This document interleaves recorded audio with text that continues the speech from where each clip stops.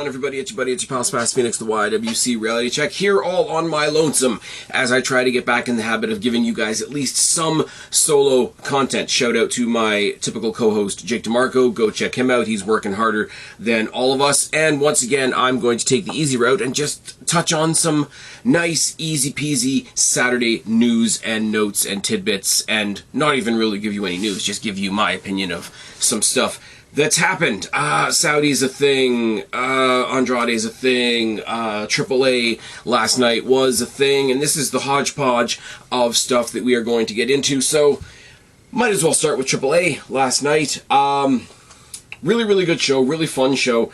I'm going to double down on what Jake and I were talking about the other day, of AAA shows are really becoming the, hey, don't worry about it, tune in, you don't have to think about it too much. It's light, it's entertaining, there's some fictional stuff going on, there's some almost cinematic stuff going on, and it's just, here, have a little bit of extra wrestling, and some cool shit will happen along the way. And the two big talking points, yes, concern AAA titles, and yes, are mostly WWE crossover things, but I mean, as a whole, I think it was a good show. The Lucha Showcase was a lot of fun. Apparently Nino Ambergesa was taken out at the last minute due to injury, which is super unfortunate. But LWO and Laredo Kid and Octagon and you know, all the other people that were in the match whose names I didn't write them down. I'll be perfectly honest with you. It was a lot of fun. It was a lot of fun. Pagano and Psycho Clown versus the New Day was a lot of fun. The four-way for the Latin American Championship was a lot of fun. The ladies' match was good, and I say this, right, coming towards the end of about 5 hours of wrestling between this and SmackDown, which I said in the preview was a risky move on WWE's part, started to drag around the time of the ladies' match, but that's not a reflection of either of the ladies involved. Natalya doing this natty persona that she's doing right now is awesome. I still don't have much investment in Fabi Apache. Not that she's wrong or bad or not talented by any stretch of the imagination. Clearly she is, but she just hasn't grabbed me, and that's no dig. Not everything is going to be for me. We're going to talk about some stuff that was definitely for me in a second. Vikingo versus Dom was as fun as we expected it to be, with all the shenanigans that we expected there to be. And there's a match that I'm forgetting, isn't? Oh yeah, the mixed tag brought back Yaeska and the Demonito and all that fun stuff. Lola Vice is a fucking star, and it was, I want to take the credit for this on behalf of myself and Jake, because we kind of said the same thing. It's a mixed tag. When the guys are in there, it's going to be fun. When the girls are in there, it's going to be fucking amazing, and that's exactly what it was. Lola Vice is a fucking star. I'm almost convinced that at No Mercy, she's going to become the NXT champion, but that's if she doesn't like plant her flag a little bit more in AAA. She has that double contract that we've talked about before. Now, let's talk about the things that grabbed me personally. Overall, really fun show. Overall, I'm going to settle on the idea that putting it after SmackDown, making it like 5 or 6 straight hours of solid wrestling, and some of it being a not very good SmackDown, not a winning move on WWE's part. I'm thinking that for them, and I say the same thing about TNA when they do the Friday pay-per-views. Friday night might not be the best day for a long pay-per-view, or the long pay-per-view after the show type of idea, but SmackDown also wasn't great. Some people weren't there because of reasons we're going to talk about later on. We had a different commentary team. There was just a lot of A to B stuff to get us to WrestlePalooza. WrestlePalooza's fucking stacked. We just added Cody Rhodes and Drew McIntyre to that card, but it all kind of felt like a kickoff for the AAA show. Sorry, I can speak, I swear. Not that that's necessarily a bad thing. If you remember way back in your WWE, WWF history, before we had the kickoffs, Sunday Night Heat, which was an every week show, was the pre-show for whatever pay-per-view was happening that night, when pay-per-view was a more rigidly constructed thing. But using SmackDown, which is your second biggest and sometimes has been your biggest show of the week, as a lead-in for AAA, didn't really feel like much, especially when you had during the SmackDown show, you had the lead-ins for AAA. You had some interviews for TNA. You had the Dom and Mysterio stuff specifically. Dom and Rey Mysterio stuff specifically happening backstage, being featured on SmackDown, even though it was in Vegas for the AAA show. But what am I going to talk about? One is the big story for everybody, and one, if you've been listening to my channel for any length of time whatsoever, you'll not be surprised in the slightest. One is Dominic Mysterio becoming the AAA Mega Champion, which should have happened at Triple Mania. They delayed it. They put a hitch in the get-along, so to speak. They incorporated the AJ Styles story, and then AJ Styles didn't win the Intercontinental title, so that kind of fell a little bit flat. AJ Styles might be turning heel, which is weird. People are saying AJ Styles is going to join the Judgment Day now. Don't understand that one either, but Dom walking out as a double champion. I did like the graphics, by the way. Sorry, as I hop all over the place, because this is why I need a co-host. The graphics that were going around of Dominic Mysterio and Ethan Page, both as double champions, were really cool, because Dom, obviously a champion fighting for another championship, but also earlier on in the card for the Latin American Championship, it was El Hijo de Dr. Wagner Jr. defending the Latin American Championship against not only Dragon Lee, but also... Who else was he defending it against? Fuck me. Oh, JD McDonough and Ethan Page. Ethan Page already being the North American, Canadian champion, coming away with the Latin American Championship. Would have been funny as well, but it would have taken the steam out of Dominic Mysterio getting his win here. Now, it feeds into the Judgment Day falling apart thing, because when he's winning, everybody wants a piece of him. Everybody wants to get in. Oh, that's our boy. That's our boy. There's no problems whatsoever. Let's hitch our wagon to the double champ. Finn Balor in the ring with him after the match, taking selfies and whatnot. El Grande Americano Dos getting involved as well, coming out in a suit and a very different mask, to the point where I almost didn't recognize him for a second, which is kind of sad. And them looking at him working with Dom, and Dom siding with El Grande Americano because the luchadors have to stick together, whereas Dom's not masked and El Grande Americano is not a real luchador. There's all kinds of story going. It almost makes you forget the long-standing rivalry between Dominic and his dad, which came into play as well in that interview that we saw. Technically, it was aired during SmackDown, which didn't make any sense. Came in, interrupted an interview with his dad, told off his dad, and said, when they introduced me as the AAA Mega Champion, you're going to get out there, you're going to show me my respect, and you're going to put the belt around my waist. Typical cocky Dom working with his dad stuff, but at the end of the match, when Rey came out to do it, he fucking shoved him in the corner, telling him, you're going to fucking do what you said you were going to do. I think it might have been beeped, or the sound might have just been bad where I was listening to it, but I think he was, so being there with all the people that may or may not actually be in his corner, and then, manhandling his dad, and his dad has the disrespectful job of actually having to belt up Dominic Mysterio as the AAA Mega Champion. Now, the funny thing about this is, like, a year ago, maybe more than that, if they sent Dominic Mysterio over into another company to steal their title, it would have been this big disrespectful, like, oh, what do you got, of all the people on your roster, you're going to put this kid? Do you remember when Judgment Day was invading NXT for a while, and he was the North American champion, and it was very much, the whole insult was, like, this kid has our title, this Nepo baby, this pervy-looking piece of shit sketch bag from the main roster has stolen our title. It's not that anymore. Like, can we just admit, no, he's not doing 5 stars in the Tokyo Dome, brother, which is absolutely fine, R.I.P. Hulk Hogan. But the point of it being, like, can we get away from it? And I know they're still playing it up on TV, but we can be adults and we can look outside the storyline and we can say, the kid's good, man. He's just good. And more so, he's got not a face, not a heel, but the shithead that we cheer for, which is such a weird, interesting thing to pull off when you consider the star power that he's been around. Like, they're not all in the Judgment Day anymore, but if you figure the star power of Edge, the star power of Damian Priest, the star power of Rhea Ripley, the star power already of a Roxanne Perez, a Raquel Rodriguez, a Rhea Ripley, JD McDonough, I think, is vastly underrated as well, but Finn Balor is right there in a role that could be a champion at any given time. The fact that Dominic Mysterio right now is the one that we went into this show thinking not only, yeah, is it the right time to belt him up? But we're looking forward to it. The fact that we went into Triple Mania and we're almost bummed that he didn't win, because not only is he really, really good, he's going to do really good things with it. But he deserves it, and I'm not sitting here like the weirdos and the cheapsies go, he deserves it.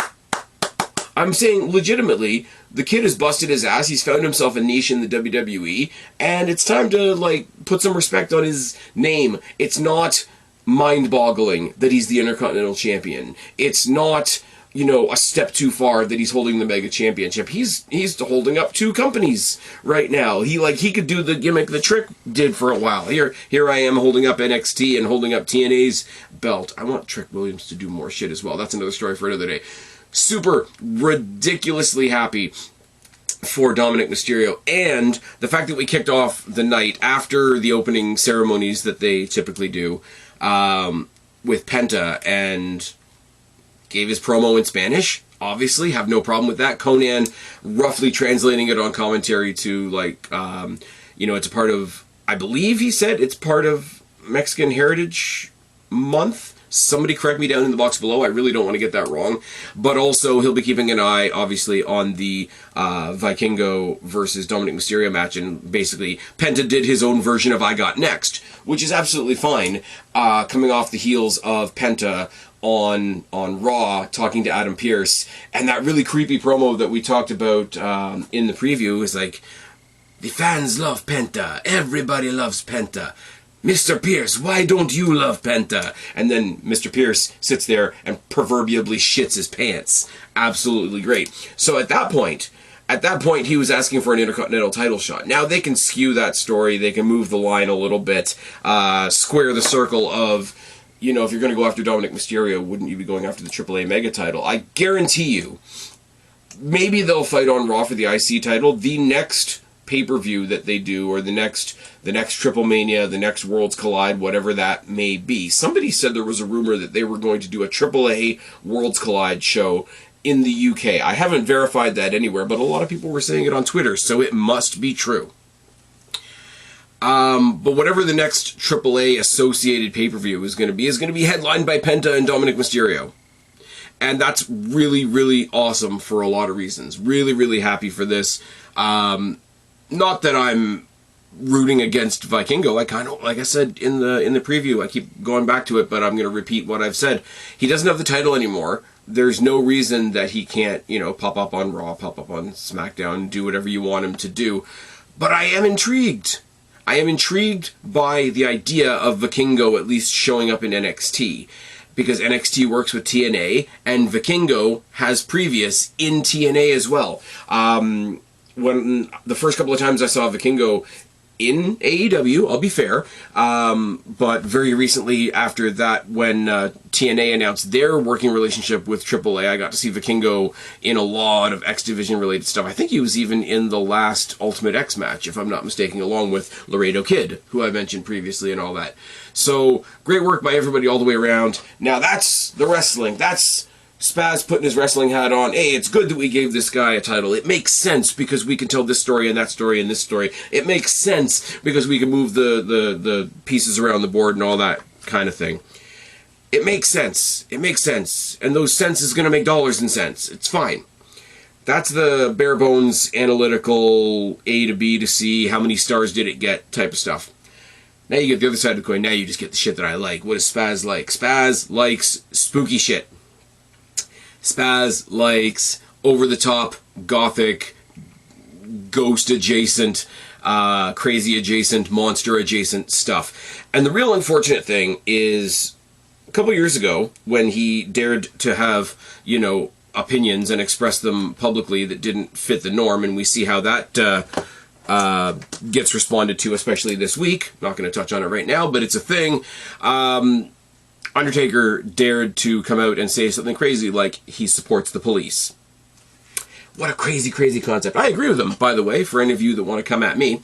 But as soon as that became a thing, because the police are clearly the bad guys, because the world is fucked up and we live in a stupid place on a stupid planet, everybody all of a sudden decided it was really cool to hate The Undertaker, and they sort of took it out on every creepy gimmick after him. Every other spooky adjacent gimmick, every cult thing. They took it out on The Fiend for a while until Bray Wyatt unfortunately passed away, R.I.P. They take it out on the Schism. They take it out on the House of Black. They take it out on the Triangle of Madness. They take it out on Dark State when that's what we thought Dark State was going to be. They retroactively take it out on the Kevin Thorne gimmicks, the Mordecai gimmicks, and they want to pretend, because right now it's culturally acceptable to hate The Undertaker. Now every single spooky adjacent gimmick is all of a sudden not cool anymore, and I boo that idea. You know, Sue Young in the Undead Realm, Rosemary and Havoc, and all that stuff. The Boogeyman, the Beast Mortos before AEW ruined him. All these really cool, out of the box, it exists because this is wrestling things got thrown under the bus because it all of a sudden became really cool to hate Mark Calloway, and then it became really cool to hate The Undertaker. And Undertaker is kind of like the godfather of spooky gimmicks. It'll surprise you not, I love the spooky shit. And not just because people are telling me I'm not supposed to. I've loved it forever. Give me the Boogeyman. Give me Kane. I don't know. Give me... I don't know who else. But whatever the case may be, Aleister Black doing weird, like, I'm gonna spit in your eye stuff. Nobody seems to mind when it's Asuka or the Great Muta or anything like that. But a spooky guy did it. A guy that listens to music that's a little bit harder did it, and all of a sudden it's a bad gimmick. And we need to think about hygiene because we're pretending to still think about the pandemic. All that bullshit. Spooky shit is awesome. Spooky shit exists in wrestling because it doesn't exist in real life. My big measuring stick right now of anything cool on TV is, do I see it when I walk down the road? No, then it's probably good. Give me dragons. Give me Transformers. Give me monsters, aliens, ghosts, goblins, vampires, werewolves, all of that cool shit. And you know what else you can give me? As long as it's not ICP, you can give me crazy fucking clowns. Pagano and Psycho Clown taking on the New Day. First of all, it was a great match. Second of all, Xavier Woods playing up his neck injury because he's got the petition to make, what's his name? To make Penta stop doing the Canadian Destroyer and not being able to be in the match, so they sub in Grayson Waller so that they do have a reason to have a rematch later on down the line. New Day fail in their attempts to get the the AAA tag titles off of Pagano and Psycho Clown, which is awesome. I like Pagano and Psycho Clown. They're new to me, so they're new, so it's awesome.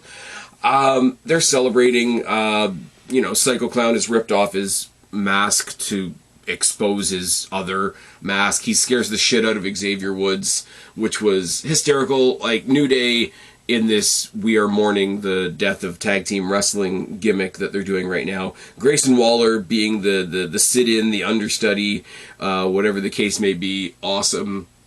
And on top of that, the match was also a lot of fun. Crowd was small. I wasn't able to find them even on WrestleTix, so I don't know what the number was for this show. They didn't have a huge crowd. And unlike some people out there, unlike some fan bases out there, I'll call that out. NXT doesn't get very big crowds. They go to smaller venues. Looks like this was in a smaller venue as well. The crowd wasn't huge. Just saying, I would have loved to see a bigger crowd for this because it was a lot of fun. When the lights went out and the piano started and it clicked that one thing I could not have predicted on this show. If you asked me who would have shown up on this show, I would have mentioned a lot of people before mentioning the WYATT 6. The WYATT 6 come out, and you guys are going to see it because it's the thumbnail of this video, of this podcast, whatever. And they absolutely lay waste to Pagano and Psycho Clown, and it's awesome. And Bo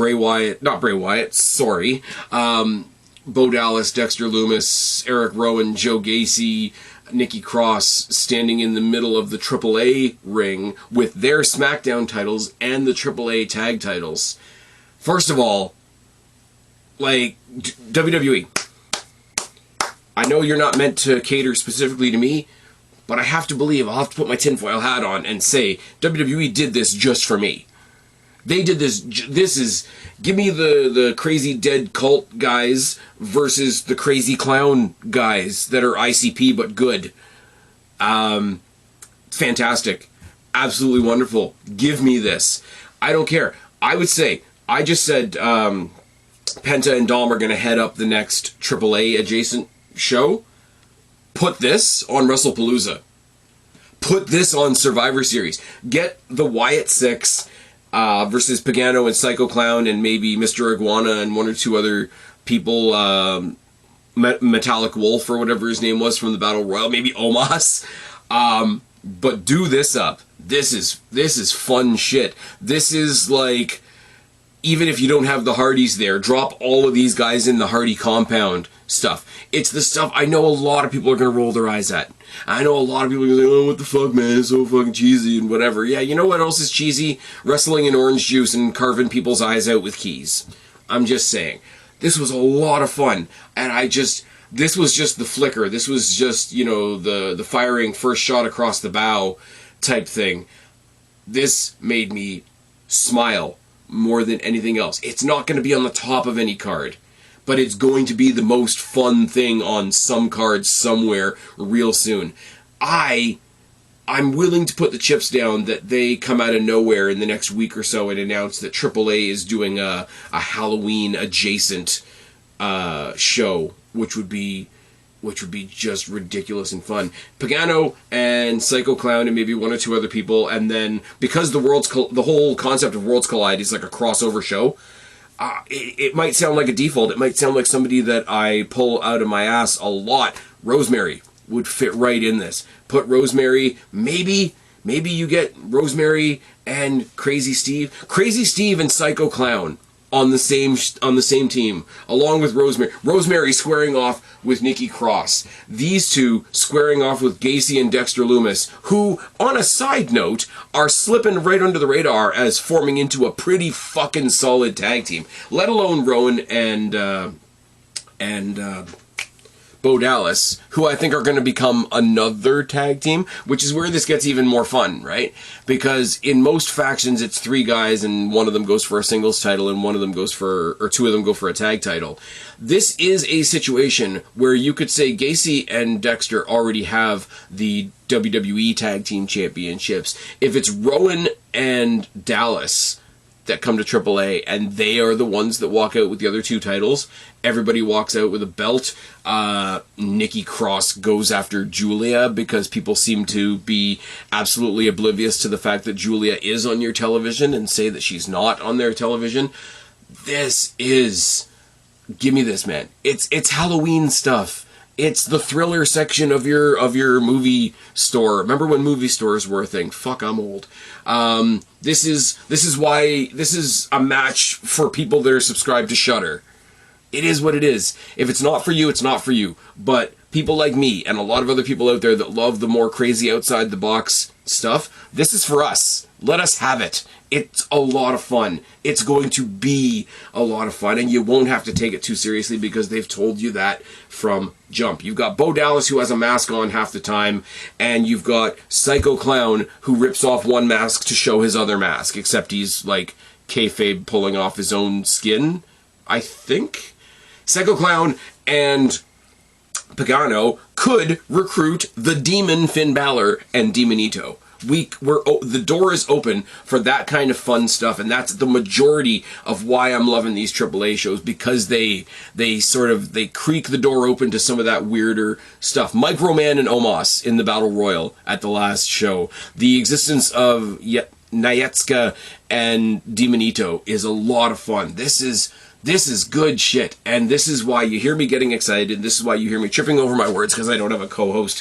When I look at something and I think, that's going to be fucking fun later on down the line, you can't say anything else about it. look at this. It's going to be fun. If you're watching this on YouTube or on Rumble right now, the thumbnail for the actual podcast on Spotify might be different. I don't know how I'm going to work it out yet. But if you're looking at the YouTube screen right now, or if you're looking at your Rumble screen right now, look at the thumbnail. I've got it up on my screen right now because I just finished editing it. Look at that scene and tell me that that's not going to lead to something fun. This is your Freddy versus Jason, but like we threw Michael and Pennywise and Chucky and Jigsaw in the mix. Like, this is what this is. If you're down that line of thinking in your other TV watching, this is the match for you. If not, this can be when you go take a piss. I'm going to All Out next weekend. You know when I'm going for a piss? Trash of Skanks versus Riho. I've got it set. If this isn't your thing, you've got a piss break. Let me have my wrestling horror show. It's fine. It is what it is. AAA was a lot of fun. Made me look forward to the next AAA show, which right now is really all they have to do. Now, delving into some other news, something that surfaced over the last 24 hours or so, but apparently has been true for like a month already. Apparently not Alberto, he's already gone. Andrade has left WWE under somewhat questionable circumstances. He's been moved to the alumni section of the WWE website. Shout out to Aaron Rift and the guys over at No DQ that I'm blatantly stealing all this stuff from. Andrade was released by the company and the departure was not a mutual decision. He has not been backstage for nearly a month. And multiple talent were told just this Saturday, I guess today, that the 35-year-old superstar has indeed been let go. He hasn't been back on stage for a month, and we haven't noticed, which is a reflection of how well he was used. Now, it's an interesting thing because people are saying right now that folks like Aleister Black and Rey Fenix are not being used very well. I disagree. I like the presentation of Aleister Black. Pairing him up with Damian Priest doesn't seem to be everybody's cup of tea, but I'm really liking it because I don't think they're done yet. Rey Fenix was teaming with Andrade.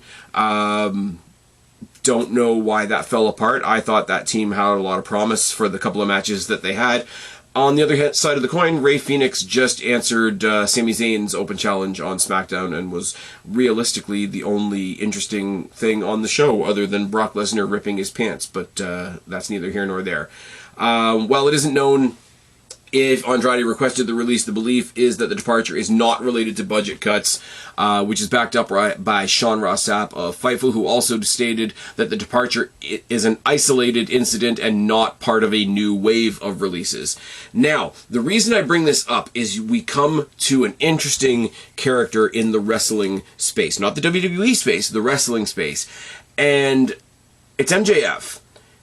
And I mention MJF only because I think he's one of the most interesting people to watch outside of wrestling, if that makes any sense, because he has his finger. If you follow him on social media, and I don't always, but I see when stuff like this comes out, he's the one that's got his finger the most on the buzzer without really acting like he's on a side. Obviously, he's on the AEW side because he works for AEW, which is fair enough. But he's been one of the ones, like Kenny Omega, when people go after Roman Reigns, that have come out and said, like, this guy is, like, the top of our business right now. What the fuck are you talking about? We talked about it last week when Ronda Rousey went at Alexa Bliss because Ronda Rousey is a fucking moron. Saying, like, yeah, they put you with her because she's the most over character on the roster. It's almost like it's a business decision or something. Mind blown. So he's not just coming at WWE because he's an AEW guy. He's speaking out on stupid things on every side, which I think is kind of the polar opposite of somebody like a Ricochet, who's just, he's just an irritation on the ass of life. But Max, you know, coming out similar to Kenny, saying, like, yeah, why wouldn't you keep an eye on the opposition? Why wouldn't you keep an eye on every company in wrestling? If you're only keeping an eye on yourself, how are you going to get any better? Perfectly awesome take. The fact that he came out and didn't really stand up for WWE and Alexa Bliss, just kind of pointed out that Ronda Rousey was an idiot. The fact that he just was in the Happy Gilmore movie. The other thing that I really like, I'm not going to check out the Happy Gilmore movie. I didn't really like the first one. Sorry. I'll stick up for Adam Sandler. People dump a lot of shit on Adam Sandler. Happy Gilmore, not one of my favorite movies. But Again, I like horror movies, I like weird shit. I love the movie Violent Night, and apparently Maxwell Jacob Friedman is going to be in the sequel. Maxwell Jacob Friedman just married Canadian legend Alicia Attu, formerly of Destiny fame. Check it off your Spaz Phoenix bucket list. It's fine. Maxwell Jacob Friedman, in response to the Andrade news, this is how you maximize your minutes in the social media space. In one tweet, Ayo, Andrade, I'ma be in Mexico beating the ever-loving shit out of Mystico in front of all your broke-ass countrymen. Let me know if you want to grab a margarita before I hop my ass on a jet to Toronto and whoop Mark Briscoe's hillbilly ass. I fucking love that. Ayo, Andrade, immediately, like, he's on the pulse of, like, what's going on. I'm gonna be in Mexico beating the ever-loving shit out of Mystico. So he's sort of sending a jab at Andrade for his, countrymen or whatever. It puts over his appearance in CMLL. It puts over him as a heel to that audience. Then he tries to cozy up to him. Let me know if you want a margarita before I hop on a jet and whoop Mark Briscoe's hillbilly ass in Toronto. Puts over Mark Briscoe as the next ass that he has to kick in the next match that he's in at the show in Toronto, which I'm going to be at, and it's one of the matches I'm actually looking forward to. I think Maxwell Jacob Friedman, other than most of his contemporaries on that side of the line, is a fucking genius. Now, I don't know what any of this means for Andrade, because he went to AEW and wasn't used very well, and came back to WWE and wasn't used very well. And when they hit on something that looked promising, the thing with him and Ray Phoenix, apparently that was right when he was leaving the company. I don't know what to think about that, because it's a mixed bag. It's a mixed bag of stuff, isn't it? The Andrade story isn't as good as MJF's response to the Andrade story, so sometimes the smoke is more dangerous than the fire, if I could throw out a really lame metaphor there. Now, another reason why, getting off of that one, I don't really know what's going on with Andrade. Wherever he lands, I hope he's good. I hope this isn't the result of, like, some horribleness backstage that we just don't know about yet. Wouldn't wish that on him. Wouldn't wish that on anybody around him. We shouldn't be wishing bad things on anybody, even if we don't agree with them.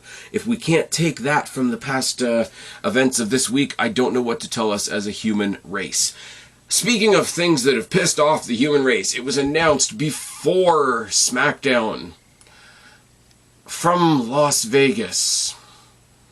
The rumor, the innuendo, the almost sure thing that we all knew was coming. WWE in 2027 is running WrestleMania 43 in Saudi Arabia. Stop.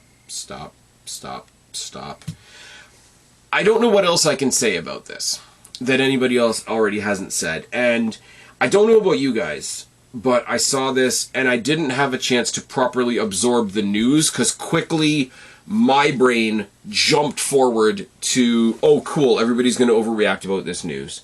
A couple quick reactions rather are, oh, WWE just went over there for the money. Yes. Places bid to host WrestleMania. Whatever WrestleMania you loved, whatever WrestleMania you attended, whatever WrestleMania you watched on TV and said, I wish I could have been there, it was there because they had the winning bid that year. Let's be real for a second. People saying they're going to boycott, people are saying they're not going to watch, and it's like, okay, a lot of you out there, I don't make a dime on this channel, I never have. YouTube is incredibly flawed, and I almost got a single paycheck once 10 years ago, and I never saw one, never saw the light of day, never made an absolute cent on this channel whatsoever. A lot of you out there do. A lot of you out there do make your bread and butter off of covering wrestling, but let's be real, WWE. I would love a prominent money-making dirt sheet outfit to go out there and show me how much money that they make covering not WWE. Like, we're not going to even touch WWE with a 10-foot pole, we're just going to cover other stuff. and then run your numbers against anybody else, because they are the biggest game in town. And that's not a dig. That's not a dig at CMLL or TNA or AAA before they were bought out. That's not a dig at Noah or New Japan or Destiny or MLP or MLW or Progress or anybody else. They just are. The closest thing they had to competition ran away from them. Look at what's happening next Saturday. They are the biggest game in town. If you tell me right now, on September 13th, 2025, that you are not going to cover WrestleMania 43, I'm going to tell you right now, and I don't need a crystal ball, you're a fucking liar. You're going to get all indignant about it, and you're going to put a fake layer of, oh my god, I can't believe we're really covering this, guys. But you are, because you want a paycheck too. Just saying. So there's that. There's the you sold out stuff. There's the people that are out there that do want to talk about the political issues surrounding Saudi Arabia. And don't get me wrong. Let me be perfectly clear about this. There are a lot of social and political conversations to be had around Saudi Arabia, around the Saudi Vision 2030 arrangements, around the deal that WWE has with them, and how good or bad it's been for everything, and whether or not people want to engage with it the way they would engage with anything else. Those are all valid conversations to have. If you're just talking about what you personally think about those various things, I'll sit down and talk to anybody. But there's also people that are making those kind of comments, and it's just under the surface that it's like, oh, but I wish it was me. Oh, but I wish because it's them, it's not me. Like, you got all the people who are like, well, if they're going to leave North America, it had to come to the UK. Well, no, it didn't. If you want it, bid for it. Well, you know, they do really good business in Paris. Paris just had an awesome show. Would I like to see it in Paris? From an audience point of view, of course I would. I'm not going to deny that. Paris is not going to match the bid that Saudi Arabia gave them. If you're trying to sell your car, and some dickhead offers you $100,000 and a nice guy offers you $1,000, you're taking the $100,000. Oh, well, you're just boiling it down to a business decision. It is a business decision. Have you seen the Worldwide Olympic Committee and how they do their shit? Oh yes, it is what it is. And so the people that are feigning, what do I want to say here? Feigning disgust and concern and whatever for the worldwide impacts of the actions of Saudi Arabia, just because they didn't decide to plant the WrestleMania flag in your backyard, you're kind of disgusting as well. I'm just saying. I am just saying. But the other thing coming out of all this, and I'm going to be careful how I say this, because I don't want to come off as a snarky asshole for once in my goddamn life. One person that's coming under a lot of fire after the press conference, because there's a lot of people there.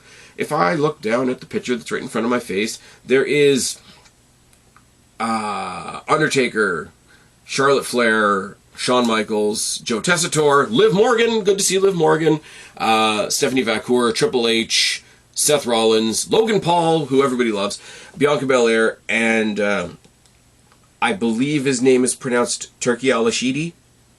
Don't want to mispronounce that. I know people are just going out there and calling him Turkey because they think it's funny and whatever, and you know, those are the same people that are going to turn around the next day and call me racist because I don't like Naomi. So it is what it is.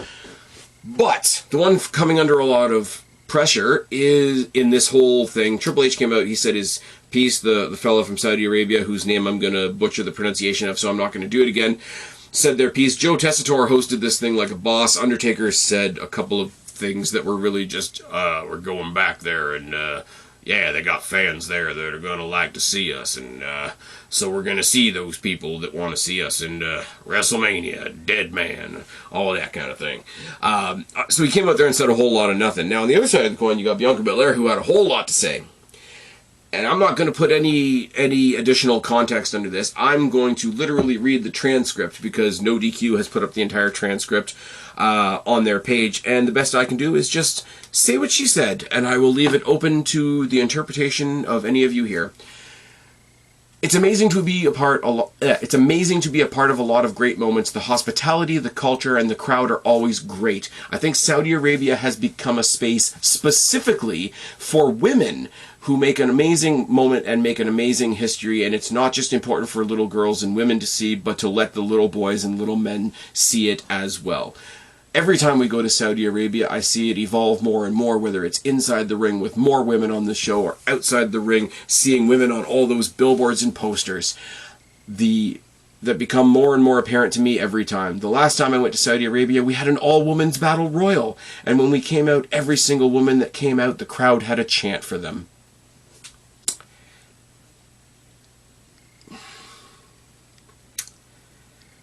I'm not going to add anything to that. That was what Bianca Belair had to say.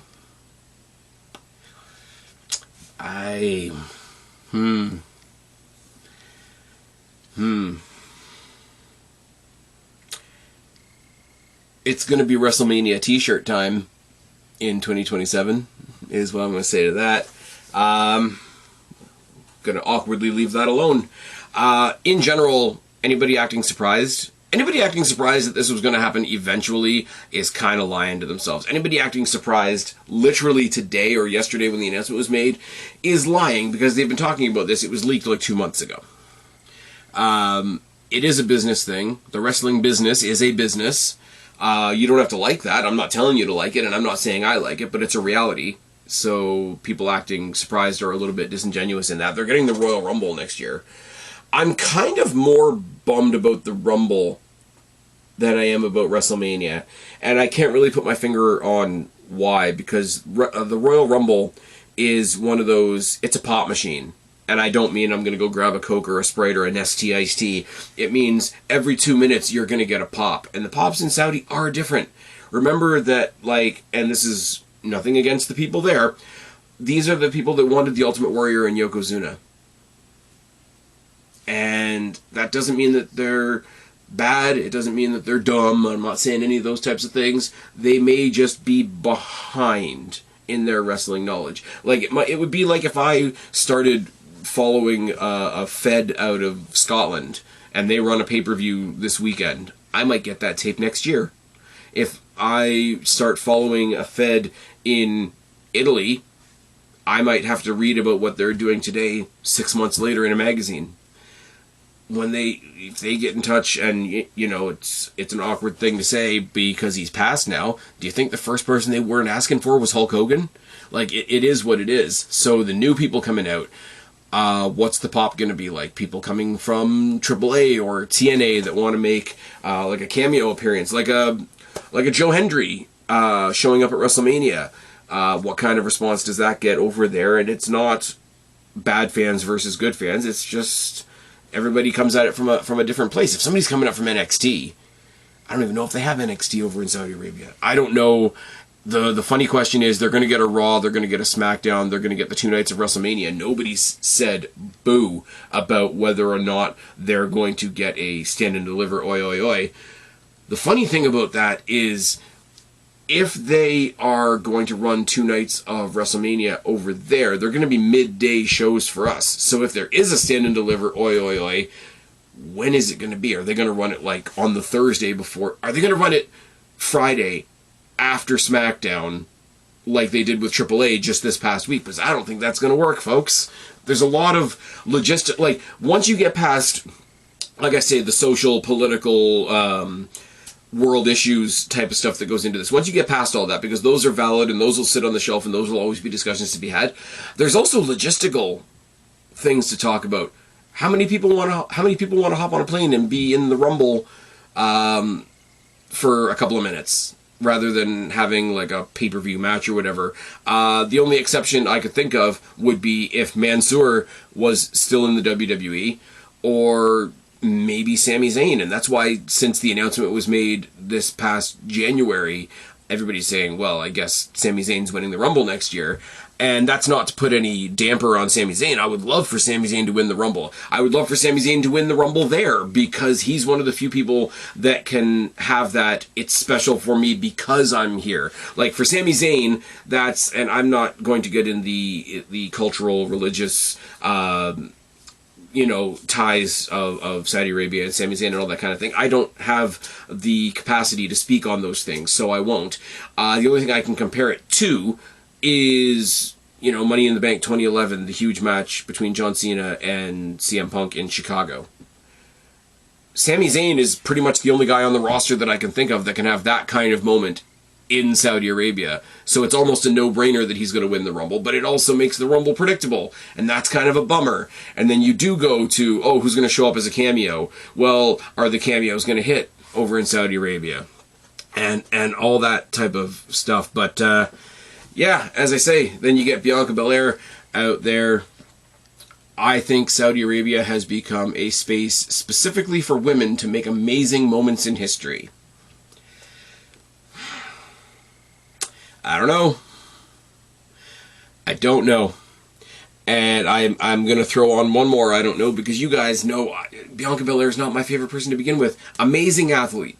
Absolutely amazing athlete. On the bare bones of it, a great wrestler too. Do I like her as a character? Have I ever liked her as a character? Not really. Not for me. But then again, I'm going to go watch the evil cult guys wrestle the evil clowns over in AAA and possibly a puppet. So we're all coming at it from different things, and it's, you know, different different courses for different horses and all that sort of thing. I don't really know how to end this either. Once again, it comes down to I really don't know how to do a podcast by myself anymore. Trying to get myself back in the habit. Might throw this up as a surprise premiere and see who shows up in the chat. Don't know. Shout out to everybody over at the Wrestling for Life Network and the whole community over there that have been hopping over to the live premieres that I've been doing. Check us out tomorrow, which will be Sunday the 14th if you're listening to this on the right day. We've already got a preview in the can for NXT Homecoming, and that will be airing Sunday at 10:30. Hope you guys join myself and Jake there. But yeah, let me know what you guys think about all this. Let me know what you think about the Andrade situation. MJF just having his thumb on the pulse of everything in wrestling. What's your take on Bianca Belair's take on Saudi Arabia? Did you watch the AAA show? Did you have a lot of fun with the AAA show? Are you celebrating along with Dirty Dirty Dom 2 belts? And are you in with me for the weirdness of Pagano and Psycho Clown potentially taking on the Wyatt Six at some point? I want to know all your thoughts. I want to know all your feelings. I want to know all your opinions and all that sort of thing, because we can do that here. This is a safe space in the right and correct way. And as I say, with no sarcasm at all implied, I'm going to repeat what I said on the AAA preview with myself and Jake. There has been a lot of stuff out there in the real world that's been really fucking scary recently, and I haven't talked about it too much on here because that's not what this channel is for. But a lot of people are feeling a lot of things about a lot of different things right now, and there's a lot of scary and sad and tragic events happening out there in the world right now. So genuinely, to everybody that listens to me here, thank you for even giving me 10 seconds of your time. Please take care of yourselves. Please take care of your loved ones, the ones around you. Hug the people around you extra close. I hope you guys stay happy, stay safe. I hope you're enjoying the wrestling. I've been Spaz. Subscribe up there, talk down there, start a conversation. Keep all of these conversations going. Don't be a stranger. I'll talk to each and every last one of you later, but for right now, I am tagging out. Bye, guys.